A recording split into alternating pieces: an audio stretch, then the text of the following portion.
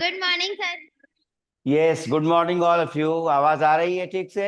Yes sir. Yes. Husainabad Lucknow, GGIC Sarosa Bharosa, Ram Janaki Sainik school, Pandit Deendayal Upadhyay, Baikunthpur and Champa देवी।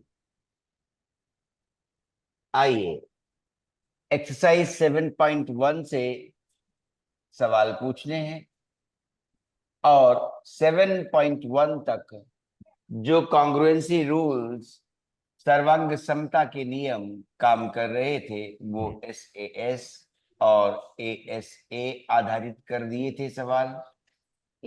आगे दो दो बचे हैं, एएस ठीक है, वो आरएचएस बचा। और कौन सा बचा? और कौन सा? एएस हाँ, वो एस बचा। और इसके साथ जोड़ दिया था A AS two angles and side. Angle side. हाँ, ठीक है। और यस सर। बाकी दूसरी एक्सरसाइज में सवाल कुछ इन पर आधारित कर दिए होंगे। यस पहले सर। इस तरह से नहीं लिखा गया था। पहले एनसीईआरटी में हमारी कक्षा में ये 8वीं में था चैप्टर, और उस समय 8वीं में ये इस सीक्वेंस में एक्सरसाइजेस को सेट नहीं किया गया था। चारों रूल्स एक साथ और एक्सरसाइजेस एक साथ आई थी, ये अलग एक्सरसाइजेस कर दी हैं। अब इसी के बीच में एक एप्लीकेशन भी है, अनुप्रयोग भी है, ये भी ध्यान देना है। और सवाल इन पर भी दूसरी एक्सरसाइज में मिलेंगे 7.2 और 7.3। लेकिन तब तक के लिए आप सवाल चुनेंगे भी 7.1 और 7.2 से। 7.2 का सवाल कोई पहले मैं खुद लिखूंगा, उसके बाद आप सवाल पूछते रहेंगे।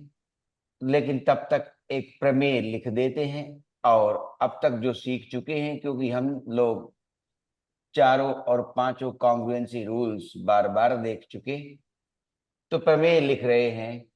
एक सम द्विबाहु त्रिभुज है, सम द्विबाहु त्रिभुज in which two sides are equal. Yes sir. Given क्या है? गिवन है ट्राइंगल एबीसी।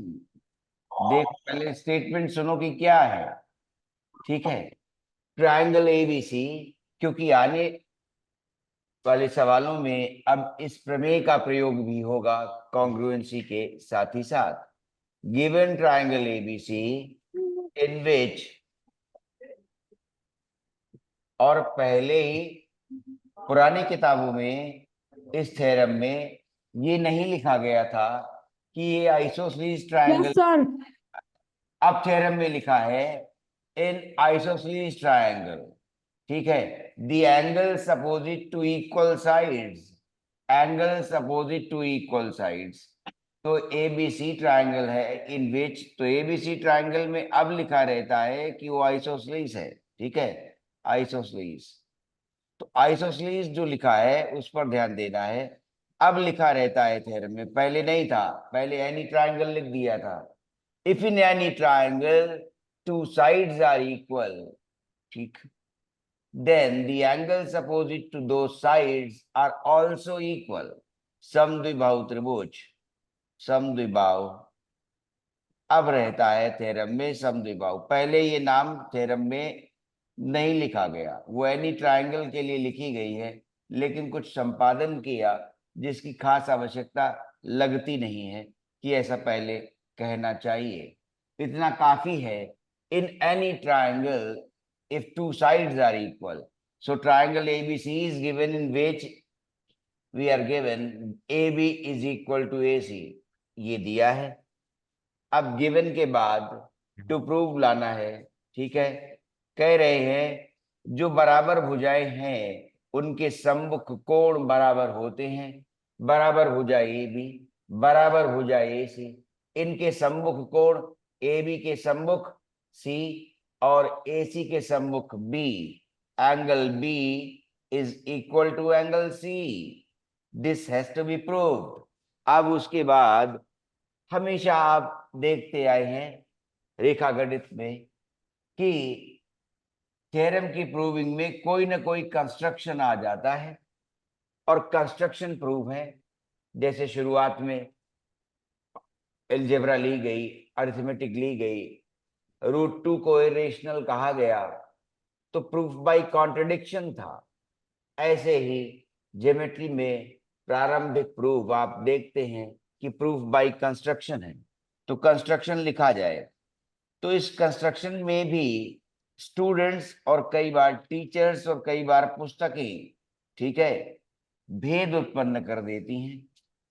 कोई कहता है मीडियन बना दो, कोई कहता है एंगल बाइसेक्टर बना दो, कोई कहता है परपेंडिकुलर बाइसेक्टर बना दो। जो बनाता है वही यहाँ पर कहते हैं और फिर जिद भी करते हैं, कहते हैं ठीक तो है। Yes sir.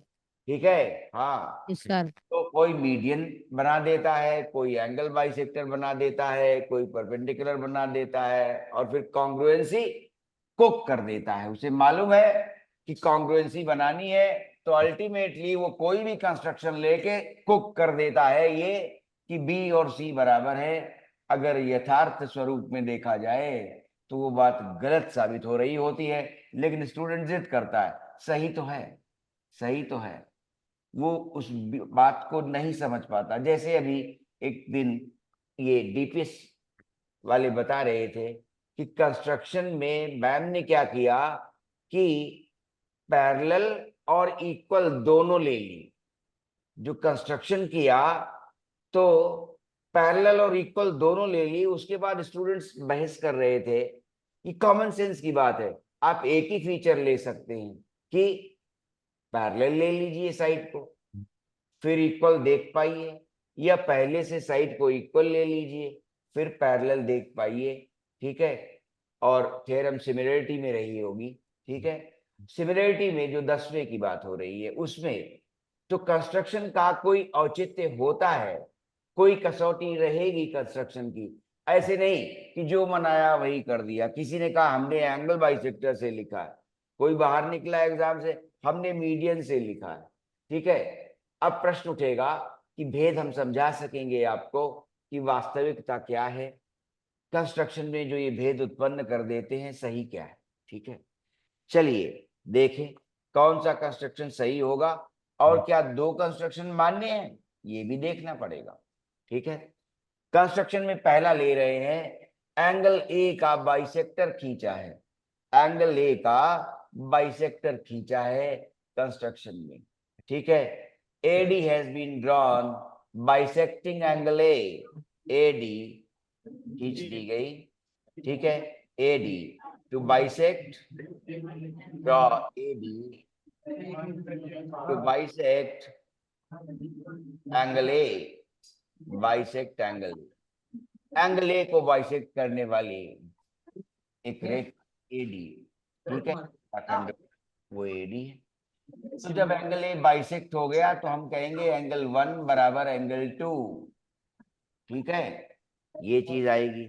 अब टू प्रूव और कंस्ट्रक्शन, अब प्रूफ लिखते हैं। चलो देखो, बड़ा सरल सा छोटा सा है। असली चीज ये थी कि आपने उपयुक्त कंस्ट्रक्शन किया है कि नहीं। ठीक है, ये बात ध्यान देना है। आइए, तो प्रूफ जनरली पार्ट कॉन्ग्रुएंसी का चल रहा है, सर्वांग समता का। हम ये समझते हैं कि अगर दो त्रिभुजों को, इसको और इसको कॉन्ग्रुएंट प्रूव कर लेंगे तो फिर इनके संगत भाग बराबर हो जाएंगे। कॉन्ग्रुएंसी का इंप्लीकेशन रहेगा CP/CT, कॉन्ग्रुएंसी का इंप्लीकेशन मिलेगा CP/CT। CP/CT क्या सिखाया था? Corresponding parts of congruent triangles are equal. जब त्रिभुज सर्वांग सम हो जाएंगे तो उनके संगत भाग बराबर होंगे, माने एंगल एंगल के साथ और साइड साइड के साथ। संगत भाग माने भुजाएं संगत हों और कोण भी संगत हों। जैसे B और C यहाँ बेस एंगल हैं तो दूसरे ट्रायंगल में बेस एंगल ही हों, ये तरीका।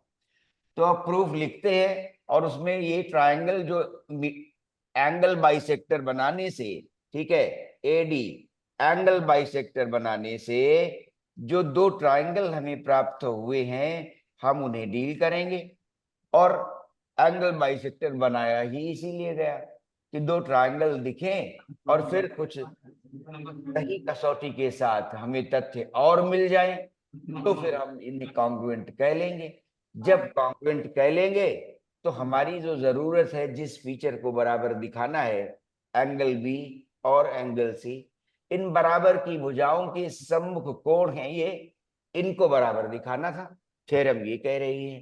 तो बी और सी बराबर कहने हैं, कॉन्ग्रुएंसी ले रहे हैं triangle ABD, triangle ABD and triangle ACD. ठीक है, तो नाम कुछ इस तरह से ही लिखें और ध्यान रखें कि कॉन्ग्रुएंसी जिनकी बनती हो उसी तरह से ये वर्टिसेस आने चाहिए। ठीक है, ठीक, माने ए पर ए रखा गया, जब कॉन्ग्रुएंट करना चाहेंगे तो इस रेखा के अबाउट अगर ये पन्ने पर लिखा होता तो ऐसे मोड़े तो ये दूसरी ट्रायंगल के लिए ए वहीं रह गया, ए के साथ ए, और ये सी जहां बराबर कहना है वो पलट कर बी पर आ गया। ठीक है, और डी फिर से दोनों के लिए सेम। ठीक है, डी भी सेम है, ए भी सेम। आइए तो पहला पार्ट लिख रहे हैं, क्या जरूरत मिली हमें, देखें। ए बी बराबर, जो पहले तरीका ज्योमेट्री में ये बनाइए, जो गिवन हो पहले उन्हें लिख लिया करिए। ठीक है, तो जल्दी बात क्लैरिटी है, स्पष्ट sir. स्पष्ट जल्दी हो जाता है। ठीक है, तो पहला पॉइंट हमने लिया क्या, कि ए बी बराबर ए सी, ये गिवन था। दूसरा पॉइंट कुछ मिल रहा है, मिल रहा है एंगल 1 बराबर एंगल 2। ठीक है, इसको क्या लिख दोगे, कंस्ट्रक्शन से हमने ऐसा किया है, कंस्ट्रक्शन से आया। और अब और क्या हो, साइड मिल गई एंगल मिल गया, साइड मिल गई एंगल मिल गया। अगर ये साइड हम कह दें दोनों में कॉमन है तो side angle side, side angle और साइड। ठीक है, ये बात आ गई। तो अब देखते हैं आसानी से, दोनों ही त्रिभुजों में भुजा ए डी जो आई है वो कॉमन है, उभयनिष्ठ है, तो उसको लिख दीजिए कॉमन साइड। ठीक है, चित्र में दिख रही है कि कॉमन है। ठीक है, तो कॉमन साइड लिख दी। अब दिख गया एस ए एस। ठीक है, तो पता चला therefore triangle ABD is congruent to triangle, triangle ABD congruent है किसके, एसीडी के, ट्रायंगल एसीडी। अब जब कॉन्ग्रुएंट हो गए तो सर्वांग समता का नियम ये कहता है कि दोनों ही त्रिभुजों के संगत भाग बराबर होंगे। हमें जो चाहिए, बराबर तो अब अन्य चीजें भी हो गई, ठीक है, लेकिन हमें जो एक चाहिए विशेष वो है एंगल बी एंगल सी। तो जैसे ही कॉन्ग्रुएंसी पूर्ण हो जाएगी हम लिखेंगे देयरफॉर बाई सीपीसीटी, इतना ही लिखा जाता है, बाई सीपीसीटी। ठीक है, क्या, एंगल बी बराबर एंगल सी। क्यों, त्रिभुज सर्वांग सम हो चुके हैं और सर्वांग समता का अर्थ और नियम दोनों ही कह रहा है कि अब संगत भाग बराबर होंगे। जिन भागों को बराबर दिखाना था स्वयं वो बराबर हो जाएंगे। हमें बी और सी को बराबर कहना था, हम कॉन्ग्रुएंसी प्रूव कर चुके हैं, हम लिख देंगे एंगल बी बराबर एंगल सी। कॉन्ग्रुएंसी का इम्प्लीकेशन है क्या, corresponding parts of congruent triangles must be equal, angle B equal to angle C. Theorem का कन्वर्स भी ट्रू है। तो प्रमेय ये कहती है क्या, इफ इन एनी ट्रायंगल, ठीक है, और यू मे से that isosceles, in isosceles triangles the angles opposite to equal sides, in isosceles triangle the angles opposite to equal sides are always equal। Isosceles triangle में समद्विबाहु त्रिभुज में बराबर भुजाओं के सम्मुख कोण बराबर होते हैं। सवालों को करने के लिए बार बार थ्योरम जरूरत पड़ेगी। ठीक है, प्रमेय 1 दे दी, इसका प्रतिलोम भी आएगा। ठीक है, कन्वर्स भी बनेगा। कन्वर्स ये कहता है कि समद्विबाहु त्रिभुज में, ठीक है, जो बराबर कोण हैं उनकी सम्मुख भुजाएं बराबर हुआ करती हैं। कन्वर्स भी ट्रू है। कन्वर्स भी क्या है? एंगल बी बराबर एंगल सी अगर दिया हो तो उसका इम्प्लीकेशन निकलेगा कि ए बी बराबर ए सी। दोनों ही बातें ट्रू है। फिर से सुनिए, प्रमेय ये कहती है कि समद्विबाहु त्रिभुज में यदि दो भुजाएं जो बराबर हैं उनके सम्मुख कोण बराबर हुआ करते हैं। थ्योरम का प्रतिलोम क्या कहता है? कन्वर्स जो है, विपरीत स्टेटमेंट, वो क्या कहता है? वो कहता है समद्विबाहु त्रिभुज में यदि दो कोण बराबर हो तो उनकी सम्मुख भुजाएं बराबर हुआ करती हैं। सदैव ही। तो ये देखिए कन्वर्स था कि अगर एंगल बराबर है तो भुजाएं बराबर होंगी, और थ्योरम कह रही थी कि यदि साइड्स बराबर हैं तो एंगल्स बराबर होंगे। फिर से याद है, प्रमेय साइड बराबर लेकर चली, कोणों को बराबर किया। प्रमेय का कन्वर्स क्या कह रहा है? एंगल बराबर लिए गए तो साइड्स बराबर निकलेंगी। अब सवाल 7.2 की ओर भी आप चुन सकेंगे, 7.3 की ओर भी चुन सकेंगे। सवालों को चुनिए और पूछिए, 7.2 और 7.3।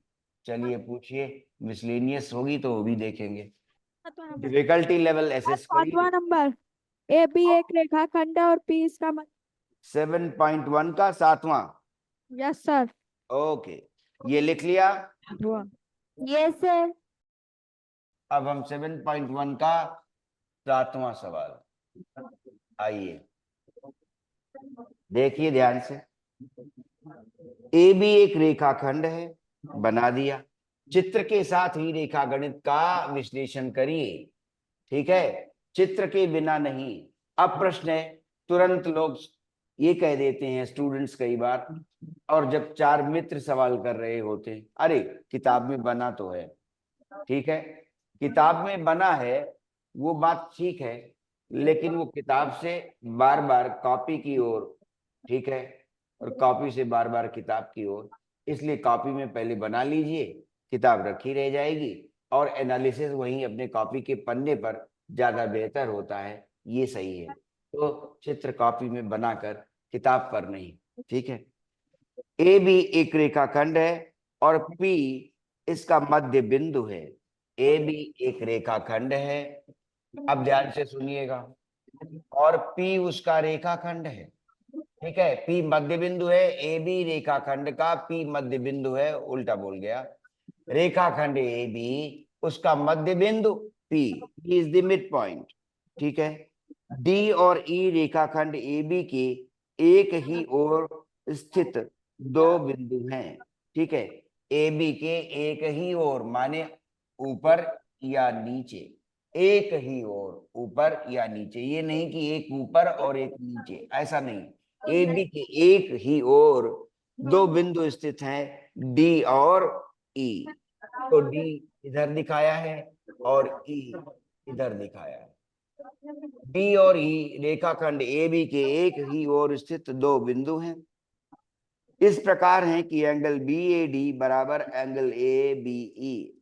इस प्रकार है कि एंगल बी ए के B A D, angle B A D कहा जा रहा है। ये आया एंगल बी ए डी, और angle A B E, A B E, A B E यहां आएगा। ये ठीक है, ए बी ई। आवाज आ रही है? जब सवाल पूछे तो फिर सब ध्यान से देखें। ये दिया हुआ है एंगल बी ए डी, तो गिवन लिख लीजिए क्या था। पी मिड पॉइंट है, याद रहे, P mid point of A B. Yes sir. P पर आना था ना, वो ला रहे हैं आगे। आगे भी तो एंगल है। बात देखो, तुम हम बराबर सवाल पढ़ रहे हैं, अभी उतना ही दर्शाया। एंगल बी ए डी बराबर एंगल ए बी, और आगे पढ़ा नहीं गया है। और ई, ये बीपीए इज डीपीबी, ठीक है। तो पी बिंदु पर आ रहे हैं। अगला लिखा है, और क्या दिया है, बीपीए, बी पी, ये कंसिडर किया गया है। ईपीए, देखो ई पी ए, ईपीए अब जोड़ा जा रहा है, ठीक है। ईपीए अब जोड़ा जा रहा है, देखिए आइए। ईपी, आपको लगा कि डिस्कशन शुरू कर दिया था, तो पहले जितना हुआ था वो लिख रहा था। ईपीए, यहां पर भी एंगल बराबर है, वो अभी वहां शुरू नहीं किया था, ठीक है। आइए, ये आइए। अब उसके बाद आया है डीपीबी, डी पी और बी, ये भी जोड़े गए हैं, ठीक है। तो जो आधा पार्ट आया था उसको लेकर मैं निरूपित कर रहा था कि क्या दिया गया है। तो उस समय तुम्हें लगा कि हमने फिगर गलत कर दिया, हम आधी चीज लेकर आगे बढ़े थे कि आइए, ये एंगल भी बराबर दिया है, ठीक है। तो दूसरे पार्ट में, डीबी पहले रेखा पार्ट नहीं में है। दो चीजें और गिवन है। Angle B A D, B angle और बी बी ए डी रेखा। बराबर, रुकिए, एंगल ए बी ई, फिर चेक करिएगा। सेकंड पार्ट में और भी एंगल इक्वल दिया है, EPA, angle EPA is equal to angle DPB, angle DPB, ठीक है। ईपीए एंड डीपीबी, ये दूसरा एंगल इक्वल है। आइए, अब पूछा जा रहा है, दर्शाइए कि, शो दैट, सर डीबी रेखा नहीं है। कौन सी रेखा नहीं है। डी और बी और ई और ए। देखो भाई फिर से, रेखा ए बी पर मध्य बिंदु पी है, ठीक है, और उसके बाद ए डी ज्वाइन किया गया है। अच्छा, कौन सी रेखा नहीं है, ये देखना बी है भाई। ई ए और डी बी। बी डी, हाँ ये नहीं है। ई और, ये बात तुम्हारी सही है। अब ठीक है, बोलो। यस सर, अब सही है बिल्कुल। हाँ, ई ए और बी डी ज्वाइन नहीं किए गए थे। शो दैट, हमने विश्लेषण करते वक्त आगे बढ़ा दी बात। शो दैट क्या आया, ट्राइंगल डीएपी, ट्राइंगल डीएपी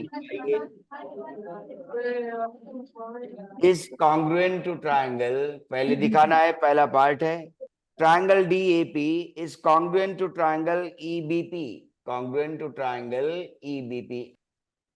और दो पार्ट, पहला पार्ट ये, और दूसरा पार्ट भी जो कॉन्ग्रुएंसी से अपने आप आएगा। एडी और बीई बराबर हैं, एडी और बीई बराबर हैं। आइए चलते हैं, फिर से सवाल ध्यान दें।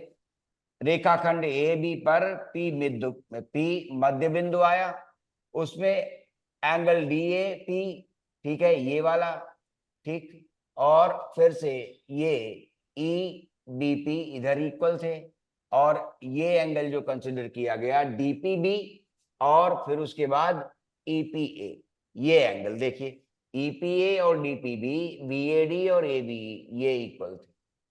अब पहले ध्यान दें इसी पर, ठीक है। डी ए पी ट्राइंगल बन गया, डी ए पी, और देखिए ट्राइंगल डी ए पी, और E B P, E B P, ठीक है। तो पहली क्या जरूरत की चीज है, तो कहा था कि गिवन लिखिए, गिवन पहले लिख लिया करिए, तो क्या हो जाएगा, जल्दी स्पष्ट हो जाता है। तो एंगल 1 और एंगल 2 ये बराबर दिया था, एंगल 1 और एंगल 2, ट्राइंगल यही है डीएपी और ईबीपी, एंगल 1 और एंगल 2 बराबर था। फिर देखो, उन्हीं ट्राइंगल्स में डीएपी में ये 1, ठीक है, डीएपी में एंगल 1, और फिर से ईबीपी में, ईबीपी में एंगल 2 यहां, ठीक है। ये ए और बी पर बराबर है। उसके बाद हम देखें तो ये वाला एंगल जो दिया हुआ है ये भी बराबर है। अब इसे अभी किसी ट्रायंगल में नहीं ले रहे हैं, 3 बराबर 4 लिखेंगे, ठीक है। 3 बराबर 4 लिख रहे हैं, उसे देखिए। ये वाला एंगल जो लिया ये गिवन है बराबर, angle 3 is equal to angle 4। और देखो ये जो दोनों ट्रायंगल हैं उनमें दूसरा एंगल जो मिलेगा, अगर इसे ले लें तो ये 3 और ये 5वां मिलाकर पूर्ण हो जाएगा ये एंगल। 3 और 5 मिलकर ये पूरा एंगल यहाँ पूर्ण हो जाएगा। और फिर देखें 4 और 5 मिलाकर यहाँ पर एंगल पूर्ण हो जाएगा, ठीक है। ईबीपी में 4 और 5 मिलाकर दूसरा एंगल बन जाएगा, पूर्ण हो गया, बराबर हो जाएगा। और डीएपी में हमने पाया कि 3 और 5 मिलाकर ये एंगल दूसरा भी पूर्ण हो जाएगा। तो 3 और 4 बराबर थे एंगल, ये गिवन है, ये भी गिवन है, दोनों ही पार्ट यहाँ गिवन है।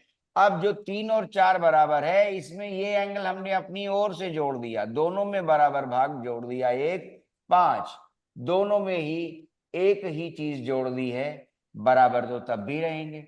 तो जब 3 और 5 जुड़ गया तो एंगल हमें यहां पर मिल गया, कौन सा, एपीडी, एंगल एपीडी।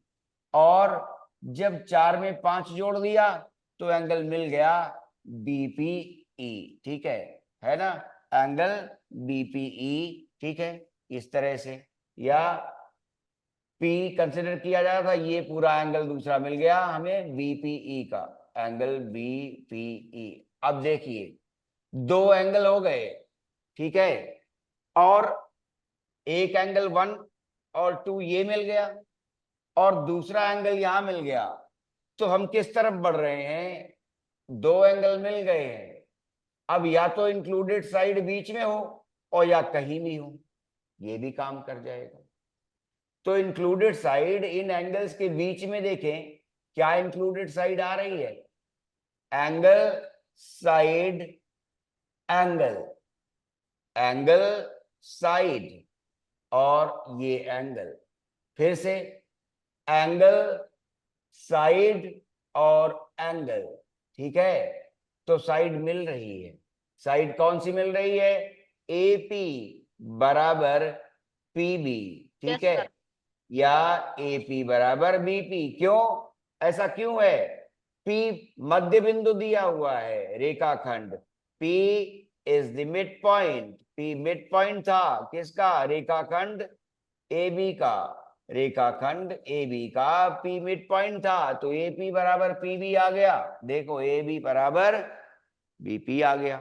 तो अब हम क्या देखेंगे, दोनों ही ट्रायंगल्स में देखो, डीएपी और ईबीपी में, डी ए पी एंगल 1 और ईबीपी में एंगल 2 जो यहां पर बना है इक्वल दिया था, एक एंगल इक्वल हो चुका। दूसरा एंगल हमने कैसे इक्वल निकाला, वहां सवाल में दिया गया है कि 3 और 4 बराबर है, ये दिया हुआ था। 3 में हमने 5 जोड़ा और 4 में भी एक एंगल 5वां जोड़ दिया, तो भी बराबर होगा। उस एंगल के नाम आ गया एपीडी और बीपीई, ये एंगल फिर बराबर हो गया। जब 2 एंगल बराबर हुए, अब हम भुजा या तो कहीं अलग ढूंढें या मध्य में मिल जाए, मध्य में मिली है क्या, देखो ट्रायंगल बनाओ डीएपी, ये भुजा मध्य में आएगी कोणों के, ये कोण और ये पूरा कोण, ठीक है, इस तरह से, ये बात ध्यान दे, ठीक है। और यहां पर पी भी कंसिडर किया गया, ये भुजा आ रही है, ठीक है, तो ये भुजा कंसिडर कर लें यहां पर। तो कोण जो बने हमारे पास वो देखें कि एपी यहां ऐसे आ रही है और ये एंगल पूरा का पूरा बन गया, ठीक है, और बीपी ऐसे आ रही है, ये एंगल पूरा का पूरा बन गया, ये भुजा बाहर चली गई और ये एंगल आ गया, और यहाँ पर भुजा बराबर है, यहाँ पर भुजा बराबर है, ठीक है। तो ये ट्रायंगल्स हमारे पास कॉन्ग्रुएंट आ गए, कैसे, therefore these 2 triangles are congruent, कैसे आए कॉन्ग्रुएंट, बाई ASA, आ गया कॉन्ग्रुएंट। अब जब कॉन्ग्रुएंट हो गए तो फिर सीपीसीटी से जरूरत की चीज बराबर मिल जाएगी। सीपीसीटी क्या कहेगा, by CPCT, therefore by CPCT उनके संगत भाग बराबर होंगे। देखें, एडी पूछी गई है, एडी उसी ट्रायंगल डीएपी में है और बीई उसी ट्रायंगल ईबीपी में है। ठीक है, तो ये दोनों भुजाएं क्या, एडी और बीई बराबर हो गए, इंप्लाइज। ठीक है, देयरफॉर sir. बाय सीपीसीटी क्या हुआ, AD is equal to BE, triangle congruent हो चुके हैं। कुछ कहना है बताओ, आगे का सवाल पूछो। Sir 13 number. 8वां।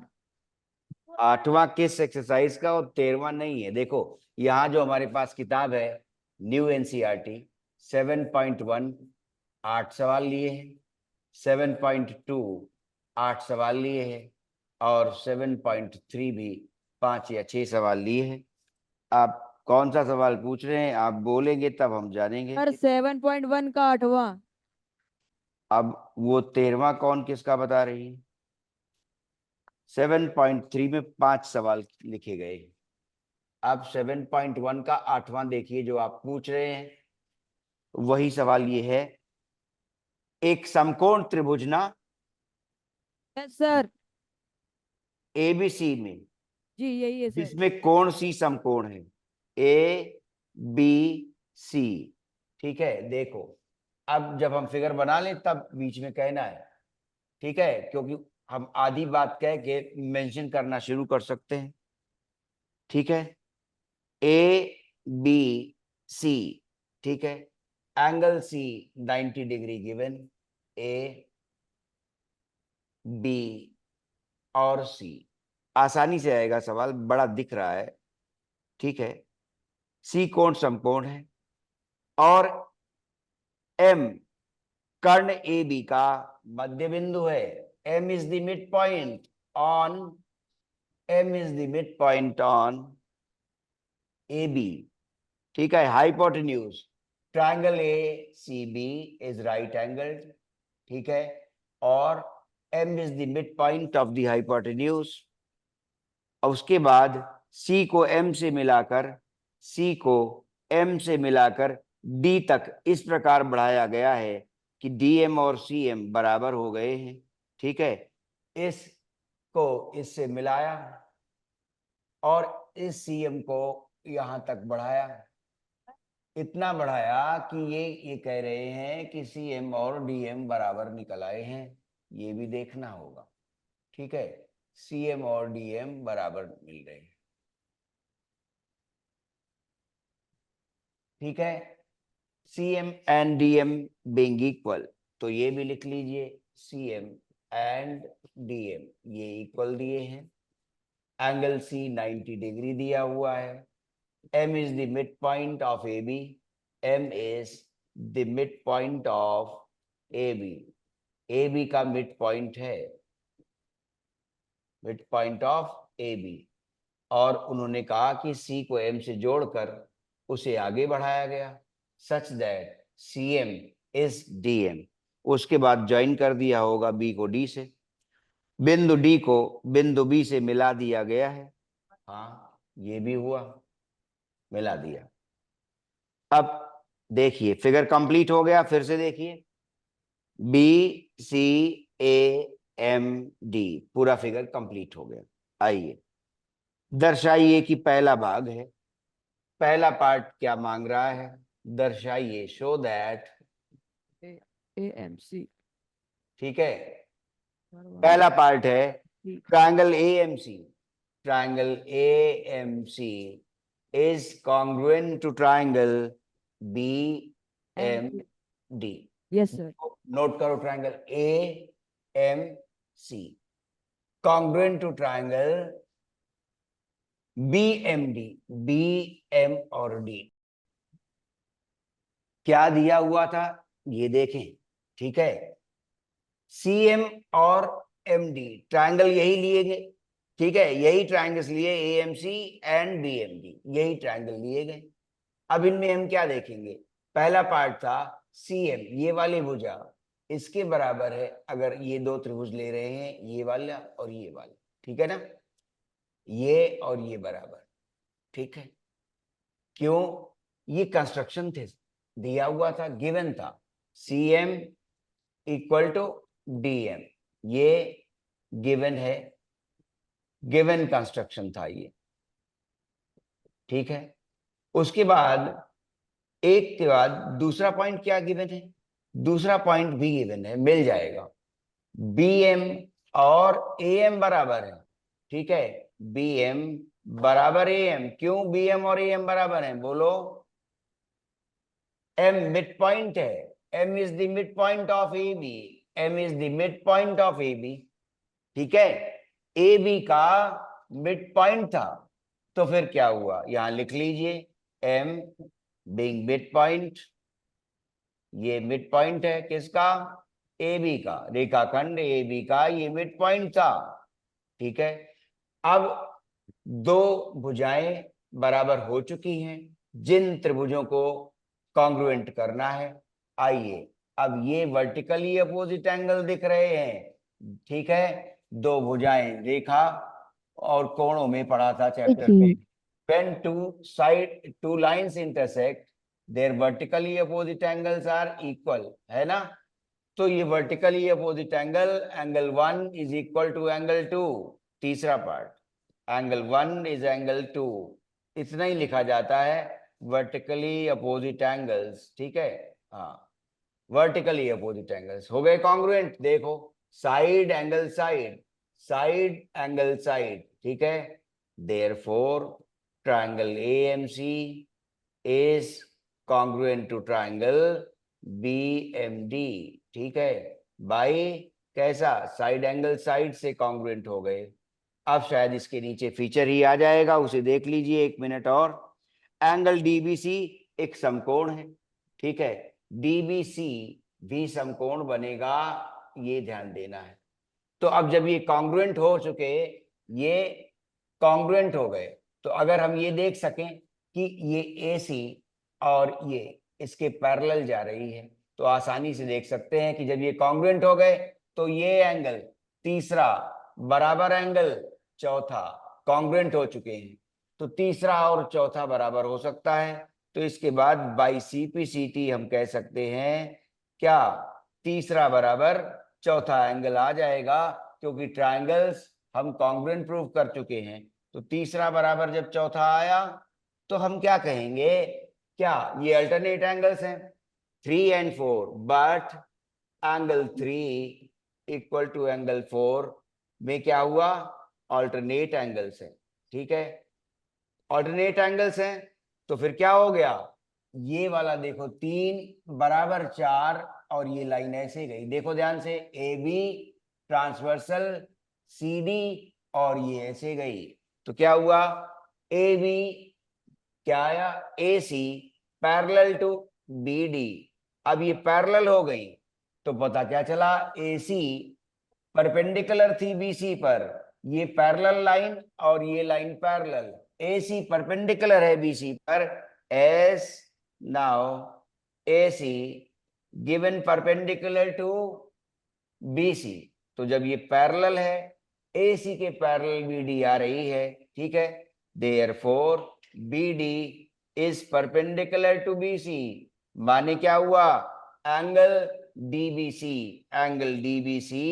90 डिग्री हो गया, ठीक है, क्लियर, दूसरी बात आ गई, और तुरंत फिर DBC और AC भी अब आसानी से कॉन्ग्रुएंट हो जाएंगे, क्यों, ये इक्वल हो चुकी होगी बाई CPCT, ये इक्वल भी तो हो चुकी है, ये इक्वल है और ये इक्वल है, ठीक है, ये ध्यान दें, और 90 डिग्री आया है, 90 डिग्री एंगल आ गया, ये पहले से इक्वल दिया हुआ था, बेस BC दोनों का कॉमन है, तो फिर से साइड एंगल साइड, फिर से साइड एंगल और साइड, तो तीसरे वाले पार्ट में आपने फिर देखा, चूंकि इसे 90 कह चुके हैं और ये 90 गिवन था, और चूंकि ट्रायंगल कॉन्ग्रुएंट हो चुके, तो बाई CPCT में यहाँ पर और बात ऐड कर सकते हैं कि AC बराबर क्या है, BD भी है, ठीक है।